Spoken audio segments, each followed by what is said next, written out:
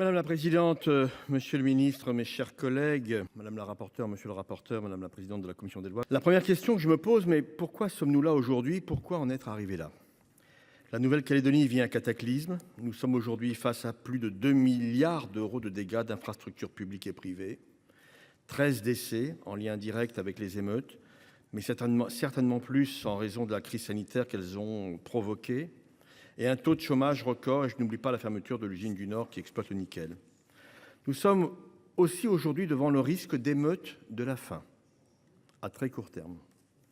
J'ai évidemment une pensée émue pour les familles meurtries et je tiens à saluer nos forces de sécurité intérieure qui ont su répondre à l'urgence de la situation. La crise en Nouvelle-Calédonie illustre aussi le professionnalisme de nos armées. Je pense notamment à nos forces aériennes sans lesquelles les aides tant matérielles qu'humaines n'auraient pu être déployées si rapidement. La situation de l'archipel reste très fragile. En témoigne le maintien du couvre-feu sans discontinuité depuis le début des émeutes en mai dernier. Nous n'avons jamais pu revenir à la normale. Le désordre occasionné par les décisions mortifères du précédent gouvernement a fragilisé ce territoire pour plusieurs années, sans compter l'affaiblissement de la position stratégique de la France dans le Pacifique à l'égard des dirigeants des îles océaniennes, de nos alliés australiens, néo-zélandais et bien sûr américains. On l'a vu. Certaines influences étrangères ont cherché à profiter de la situation et je rappelle qu'une mission d'information du Forum des îles du Pacifique est attendue sur le territoire pour dresser un état des lieux. Mes chers collègues, depuis bientôt un an, avec nos collègues Corinne Narassiguin, Viviane Artigalas, Rachid Temal, nous alertons par tous les moyens possibles sur l'impérieuse nécessité d'un plan global. Pour y arriver, nous préconisions d'accorder du temps au temps. Le temps nécessaire pour créer les conditions dans lesquelles les populations néo-calédoniennes pourraient choisir librement leur destin. Ainsi, nous avions écrit, dès avril 2024, au président de la Commission des affaires économiques et de la Commission des lois du Sénat, pour demander à auditionner Bruno Le Maire sur le pacte nickel. Par 2 fois, en avril et en septembre, nous avons demandé au président du Sénat de réunir le groupe de contact sur la Nouvelle-Calédonie. En mai, j'ai co-signé 2 courriers avec Boris Vallaud et Olivier Faure à destination du président de la République, lui demandant de suspendre le processus constitutionnel en repoussant la convocation du Congrès jusqu'à la conclusion d'un accord global. Nous avions également demandé de dépêcher sur place une mission de dialogue sous l'autorité du Premier ministre. Je me félicite d'ailleurs que M. Barnier ait repris le sujet sous son autorité, car depuis Édouard Philippe, les premiers ministres ne s'intéressaient plus à la situation du Caillou. Aussi, mes chers collègues, on ne pourra pas dire que l'on ne savait pas. Mais il nous faut maintenant réparer ce terrible gâchis humain, économique, social et institutionnel. Le discours de politique générale qu'a prononcé le chef du gouvernement le 1er octobre est par ailleurs conforme sur un dossier si délicat à ce qu'on pouvait attendre d'un Premier ministre qui souhaite se placer dans les pas de Michel Rocard et de Lionel Jospin.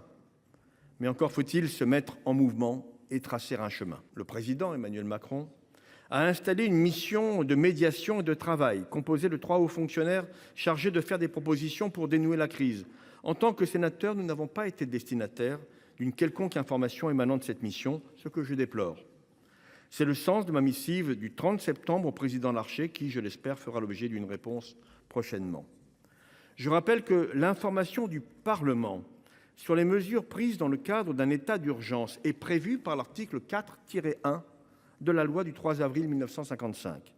Le couvre-feu, en vigueur en Nouvelle-Calédonie depuis la mi-mai, est systématiquement reconduit par le haut-commissaire de la République. Et même si l'état d'urgence, lui, a cessé. Dans ces conditions, on aurait pu, par analogie, présenter aux sénateurs des points d'étape de cette mission. La proposition de loi organique que nous avons fort opportunément déposée le 16 septembre dernier n'est que l'ultime étape de la mobilisation de mon groupe face à un exécutif indifférent à toutes nos propositions. Il semblerait que nous ayons bien fait, puisque la plus haute autorité de juridiction administrative française, le Conseil d'État, a émis un avis favorable à notre démarche qu'il a considéré nécessaire. Et dans la nuit de lundi, le Congrès de Nouvelle-Calédonie a également donné un avis favorable sur notre texte par 47 voix sur 50 exprimées. Monsieur le ministre, cette initiative, qui a été initiée par le groupe socialiste, écologiste, républicain, vous permet aujourd'hui de disposer d'un dispositif, d'un véhicule législatif pour enfin mettre en œuvre une politique basée sur le dialogue. Nous ne pouvons que nous en réjouir. Mais la mise à disposition à votre profit de notre proposition de loi organique n'est pas un blanc-seing. Nous n'avons jamais considéré que cette proposition de loi organique était l'alpha et l'oméga de la résolution de la situation sur place. La complexité de ce qui se passe en Nouvelle-Calédonie appelle une réponse globale qui comprend l'avenir institutionnel, bien sûr, dont la nécessaire question du dégel du corps électoral pour les élections provinciales et le Congrès, mais aussi l'urgence de la reconstruction économique et sociale de l'archipel. Monsieur le ministre, après un long déplacement, vous aviez commis un rapport d'information avec messieurs Philippe Bas et Hervé Marseille et notre ancien collègue Jean-Pierre Sueur. Dès le rapport d'étape en juillet 2022, vous préconisiez surtout de ne pas imposer, surtout de ne pas contraindre. Vous prôniez de privilégier un processus global de concertation associant la société civile, les instances coutumières, les élus locaux aux questions institutionnelles, économiques, sociales et culturelles. Le président Macron et ses gouvernements successifs n'ont ni lu ni écouté le Sénat, pas plus qu'ils n'ont écouté les acteurs locaux. J'ai donc une seconde question pour vous, monsieur le ministre. Buffet François-Noël, ancien président de la commission des lois, sera-t-il en osmose avec François-Noël Buffet, ministre des Outre-mer ?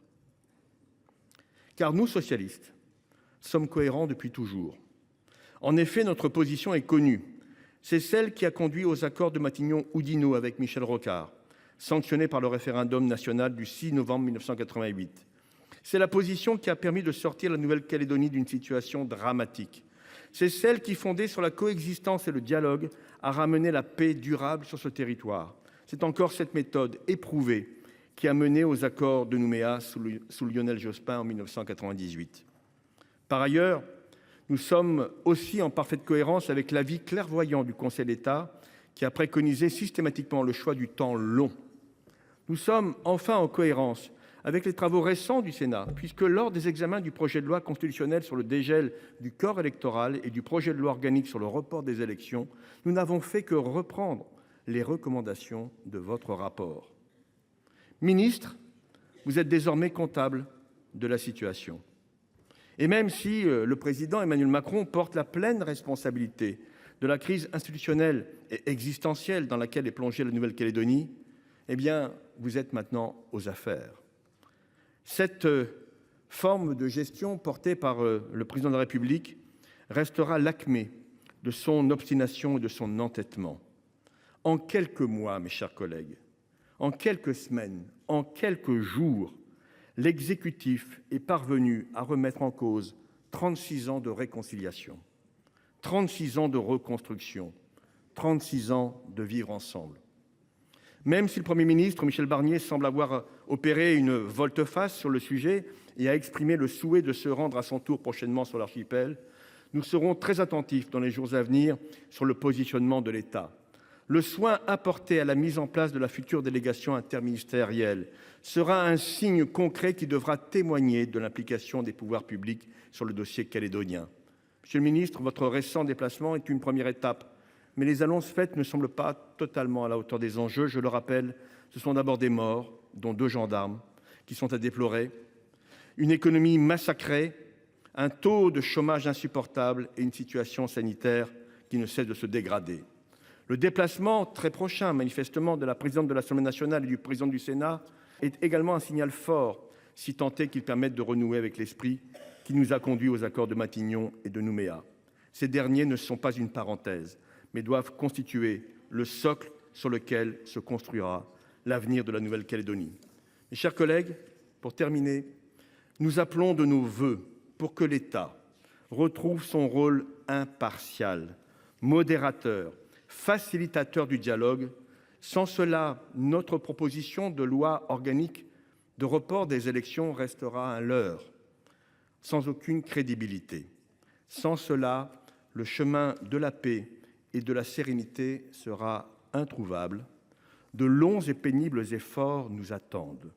Soyons donc à la hauteur de l'enjeu. Madame la présidente, monsieur le ministre, chers collègues, nous nous retrouvons aujourd'hui afin de reporter le renouvellement du congrès des assemblées de province de la Nouvelle-Calédonie qui devait initialement se tenir le 12 mai 2024, puis avant le 14 décembre 2024. Et nous proposons de reporter ces élections au plus tard au 30 novembre 2025. Dès le premier report des élections adopté en février dernier, la date du 14 décembre 2024 semblait très optimiste et ne laissait pas assez de temps pour un accord global entre les parties prenantes.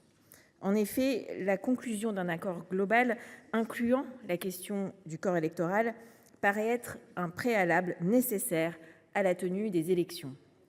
C'est la position constante de notre commission et je tiens à saluer le travail de Philippe Bas, de François-Noël Buffet, de Jean-Pierre Sueur, d'Hervé Marseille, qui déjà, dans leur rapport de juillet 2023 sur l'avenir institutionnel de la Nouvelle-Calédonie, pointaient la nécessité de favoriser la conclusion d'un accord consensuel et global entre les trois parties avant les prochaines élections provinciales. Mais ce n'est pas le rôle du Parlement de décider pour les Néo-Calédoniens si oui ou non un accord global est possible et quand. Tout comme ce n'est pas le rôle du gouvernement. Et ce nouveau gouvernement l'a bien mieux compris que le précédent. Forcer la main des acteurs locaux a mené à des violences, à une crise politique, économique et sociale d'une rare gravité dans l'archipel. Et cela malgré les nombreuses alertes. Refuser la convocation du Parlement en congrès pour le vote du projet de loi constitutionnelle sur le dégel du corps électoral était un signe nécessaire et bienvenu. Il est urgent de revenir à la méthode consensuelle et de retrouver le sens du processus d'autodétermination et de décolonisation.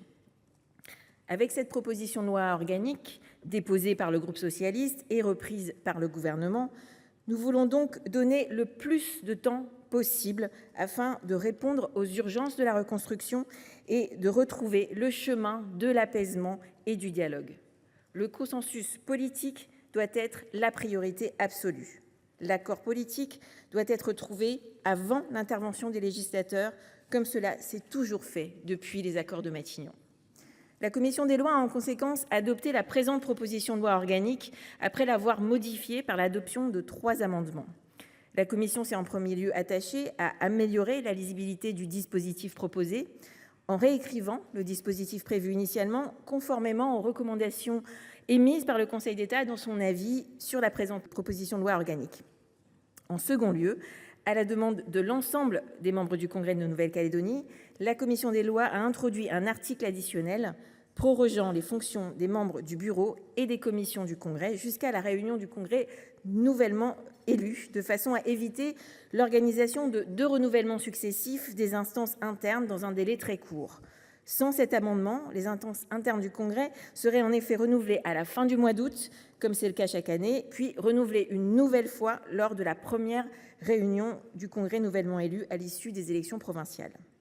Enfin, afin de garantir une entrée en vigueur de la présente loi organique avant la date limite de convocation des électeurs aux urnes, c'est-à-dire avant le 17 novembre prochain, et ainsi écarter tout risque de contentieux, la commission des lois a prévu que la présente loi organique entrerait en vigueur dès le lendemain de sa publication au Journal officiel de la République. Vous l'aurez compris, chers collègues, le report de ces élections nous paraît être un préalable au chemin de l'apaisement. Il est soutenu par la quasi-totalité des acteurs politiques locaux et a été approuvé hier à une très large majorité par le Congrès de Nouvelle-Calédonie. C'est un signe d'espoir. La reconstruction économique et l'avenir institutionnel de la Nouvelle-Calédonie sont aujourd'hui indissociables. Le report des élections doit être la première étape de la reprise du processus de construction du destin commun des Néo-Calédoniens. Je terminerai par les mots récents de Lionel Jospin. L'accord à construire demain doit permettre de fonder un nouveau contrat social entre les communautés qui vivent sur une même terre. Il pourrait aussi ouvrir le chemin d'une évolution des relations de la Nouvelle-Calédonie avec la France, conduisant, le moment venu, à une émancipation plus complète. Madame la présidente, monsieur le ministre, madame la présidente de la commission des lois, madame et monsieur les rapporteurs. La Nouvelle-Calédonie traverse une crise économique, sociale et politique d'une extrême intensité depuis le mois de mai 2024, si grave qu'elle touche tous les secteurs d'activité privée et publique. La vie quotidienne des habitants en matière d'approvisionnement alimentaire, de santé, de transport, d'accès aux services publics et de scolarité est devenue intenable, au point qu'il est devenu préférable pour nombre d'entre eux de quitter le territoire. L'origine des émeutes et leurs conséquences sont connues et renseignées. L'adoption à marche forcée du projet de loi constitutionnelle visant à élargir le corps électoral pour les élections provinciales et le renouvellement du Congrès sans accord politique global sur l'avenir institutionnel du territoire. Le fait que le Premier ministre ait décidé de se réapproprier ce dossier qui n'aurait jamais dû quitter Matignon est une décision salutaire qui démontre sa préoccupation et peut-être une certaine prise de conscience. Néanmoins, nous ne pouvons que déplorer que celle-ci soit si tardive. Alors que notre groupe n'a cessé de dénoncer le passage en force du précédent gouvernement, l'exécutif n'a pas pris plus rapidement la mesure de la situation. Nous avons réclamé inlassablement un report des élections, préalable indispensable à un accord global sur l'avenir institutionnel de la Nouvelle-Calédonie qui intégrerait éventuellement la question du dégel du corps électoral. En effet, ce n'est ni à l'État, ni même aux parlementaires de se substituer aux parties prenantes en imposant un calendrier. L'État doit être un accompagnateur, un arbitre facilitateur pour la recherche d'un consensus. Les faits sont têtus et l'histoire en a gardé la trace. Depuis les accords de Matignon-Oudinot en 1988 et l'accord de Nouméa en 1998, cette méthode a fait ses preuves. Ce sont des précédents incontournables dont il faut s'inspirer pour construire un destin commun des communautés qui résident en Nouvelle-Calédonie. Pour obtenir cette organisation apaisée, il faut reprendre le chemin de la concertation et des négociations. Précisément grâce aux accords de 1988 et 1998, la Nouvelle-Calédonie est heureusement dotée d'institutions locales qui demeurent non seulement des espaces de médiation, mais donnent aussi aux autorités locales le rôle de dernier rempart contre l'effondrement du territoire. Vous le savez, monsieur le ministre, pour résoudre la crise politique, il y a deux urgences. Bien sûr, acter le report des élections territoriales, mais aussi répondre à l'urgence économique, sociale et humanitaire de la Nouvelle-Calédonie. Pour répondre à la première urgence, la proposition de loi organique de report des élections provinciales en 2025 que nous vous soumettons apparaît indispensable et elle est jugée comme telle par les premiers concernés. J'en veux pour preuve l'avis favorable et quasiment unanime rendu hier par le Congrès de Nouvelle-Calédonie, lui-même sur ce texte, par 47 voix sur 50 possibles. Lors de l'examen du premier report en janvier 2024, il n'y avait eu que 38 voix favorables. Tous les groupes politiques néo-calédoniens s'accordent donc sur ce constat. Il faut prendre tout le temps nécessaire pour élaborer un nouvel accord. En demandant un report, notre texte souhaite précisément redonner sa place au temps long, à une démarche de médiation, de dialogue et de négociation pour aboutir à un accord global. Il poursuit un but d'intérêt général. Le fait que le gouvernement ait repris notre texte à son compte et l'ait inscrit à l'ordre du jour sénatorial qui lui est réservé démontre une volonté, que j'espère durable, de renouer ce dialogue dont dépend la pérennité du redressement économique et social de la Nouvelle-Calédonie. Cette remarque m'amène à la seconde urgence, la dégradation très préoccupante de la situation sociale, économique et humanitaire du territoire depuis le début des émeutes de mai dernier. Face à plus de 700 entreprises et 6 000 emplois déjà détruits, 25 000 personnes au chômage partiel ou total et une facture estimée à 2,2 milliards d'euros pour les infrastructures publiques et privées, l'aide de 400 millions d'euros fournie par l'État jusqu'à présent paraît largement insuffisante. De plus, les troubles à l'ordre public perdurent en dépit du déploiement des forces de l'ordre sur le territoire, ce qui crée d'évidentes difficultés matérielles et rend impossible l'organisation d'opérations électorales dans les prochaines semaines. Le gouvernement collégial de la Nouvelle-Calédonie a présenté fin août un plan de sauvegarde, de refondation et de reconstruction afin de bâtir un nouveau modèle économique et sociétal pour le territoire. Le Congrès a également adopté une résolution faisant appel à la solidarité nationale, sous forme de plan quinquennal jusqu'en 2029, d'un montant estimé à 4,2 milliards d'euros, dégressif sur les 5 prochaines années, afin de soutenir 3 secteurs en priorité: les collectivités locales et régimes sociaux, les personnes privées d'emploi et la préservation de l'accès aux soins, le soutien aux entreprises et le sauvetage de l'industrie du nickel. Je souhaite que l'examen du budget 2025 soit l'occasion pour le Gouvernement de démontrer concrètement son intérêt dans la résolution de cette crise. Si d'aventure ce plan quinquennal ne trouvait pas de traduction budgétaire, les parlementaires ne manqueront pas de le faire par voie d'amendement à l'occasion des débats qui s'annoncent. Monsieur le ministre, pour reprendre les propres termes du Conseil d'État, la gravité du contexte et l'ampleur de la dégradation des conditions de vie en Nouvelle-Calédonie compromettent la sérénité nécessaire tant au dialogue qu'à l'organisation du scrutin provincial avant le 15 décembre 2024. Je souhaite donc insister encore une fois sur quelques conditions préalables pour rétablir le dialogue avec les Néo-Calédoniens. Il faut confirmer que la réforme constitutionnelle est retirée et non pas simplement ajournée.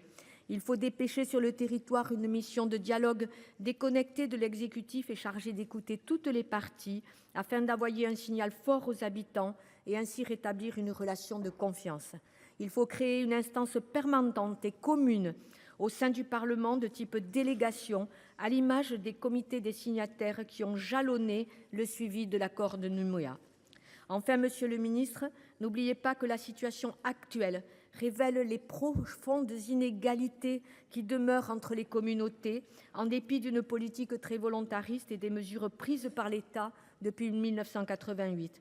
Pour compenser les torts subis par les Kanaks, il est indispensable de réfléchir à une solution institutionnelle innovante et consensuelle. En guise de conclusion, je tiens à remercier la commission des lois qui, en adoptant notre proposition de loi, a reconnu qu'elle satisfait aux exigences constitutionnelles, notamment par le caractère exceptionnel et transitoire du report, ainsi que par son but évident d'intérêt général. Par les 3 amendements adoptés, elle a également permis de sécuriser juridiquement notre dispositif en améliorant sa lisibilité, conformément aux recommandations du Conseil d'État, en garantissant son opérationnalité et son application en temps utile, c'est-à-dire en prévoyant une entrée en vigueur dès le lendemain de la publication du texte au Journal officiel, et ce afin qu'il puisse produire ses effets avant le 17 novembre 2024, date limite pour convoquer les électeurs. Le texte qui vous est donc soumis, mes chers collègues, constitue le meilleur prérequis pour un retour de la paix civile en Nouvelle-Calédonie. Mon groupe politique le votera et je ne peux que vous inviter à faire de même.